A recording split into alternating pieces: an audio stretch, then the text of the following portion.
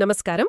ఈరోజు మనం లులు గ్రూప్ గురించి కాస్త లోతుగా మాట్లాడుకుందాం. ఒకవైపు చూస్తే మలేషియా, ఇండోనేషియా లాంటి దేశాల్లో వాళ్ల కార్యకలాపాలు తగ్గిస్తున్నారు. కానీ అదే సమయంలో మన ఆంధ్రప్రదేశ్లో మాత్రం ప్రభుత్వమే ప్రోత్సహిస్తూ విలువైన భూములిస్తున్నట్టు కనిపిస్తోంది.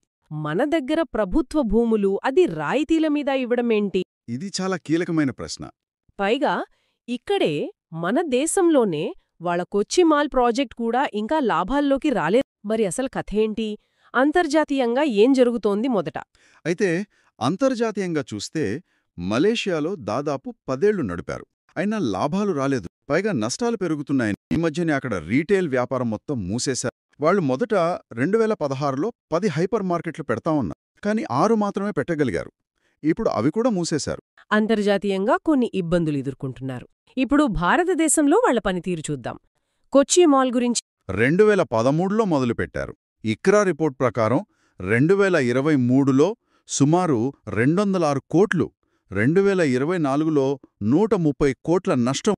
ఇప్పటికి సుమారు 1600 కోట్లు పెట్టుబడి పెట్టినా లాభాలు ఇంకా కనిపించట్లేదు. ఈ ఆర్థిక నేపథ్యం చూసినప్పుడే ఆంధ్రప్రదేశ్ ప్రభుత్వ నిర్ణయాలపై ప్రశ్నలొస్తున్నాయి.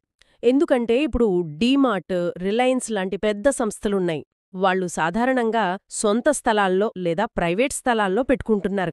కానీ లులు గ్రూప్కు మాత్రం విశాఖ, విజయవాడ లాంటి నగరాల్లో అది చాలా విలువైన ప్రభుత్వ భూములను మంచి రాయితీలపై ప్రభుత్వం ఇచ్చింది. సరిగ్గా అదే పాయింట్. మలేషియా, ఇండోనేషియాలో జరిగినట్టు ఒకవేళ భవిష్యత్తులో ఇక్కడ కూడా బిజినెస్ ఆపేస్తే అప్పుడు ఆ ప్రభుత్వ భూముల పరిస్థితి ఏంటి?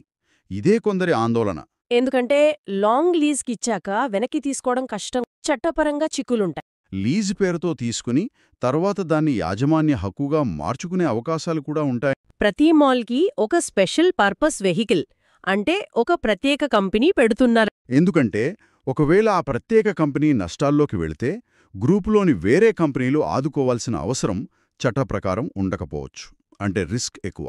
మరి అలాంటప్పుడు రిలయన్స్, డీమార్ట్ లాంటి వాళ్లకు ఇవ్వని ప్రాధాన్యత, అంటే ఈ ప్రభుత్వ భూముల కేటాయింపు లులు గ్రూప్కే ఎందుకిస్తున్నారనే ప్రశ్న వస్తుంది. ప్రభుత్వ వనరుల్ని ప్రైవేట్ సంస్థలకిచ్చేటప్పుడు ఎలాంటి జాగ్రత్తలు తీసుకోవాలి, ఏ ప్రాతిపదికన ఇవ్వాలి, ఎంత పారదర్శకంగా ఉండాలి, ఇవన్నీ ఆలోచించాలి. మొత్తంగా చూస్తే లులు గ్రూప్ కొన్ని దేశాల్లో ఇబ్బంది పడుతోంది. ఇండియాలో పెట్టిన కొన్ని ప్రాజెక్టులు ఇంకా లాభాల్లో లేవు.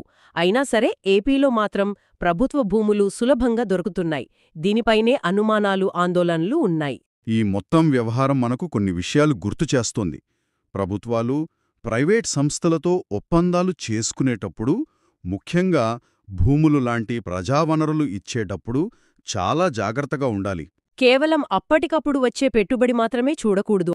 ఆ సంస్థ గత చరిత్ర, వాళ్ల ఆర్థిక బలం, వేరే చోట్ల వాళ్ల అనుభవాలు, రేపు ఏదైనా తేడా వస్తే పరిస్థితి ఏంటి, ఇలా దీర్ఘకాలికంగా ఆలోచించాలి.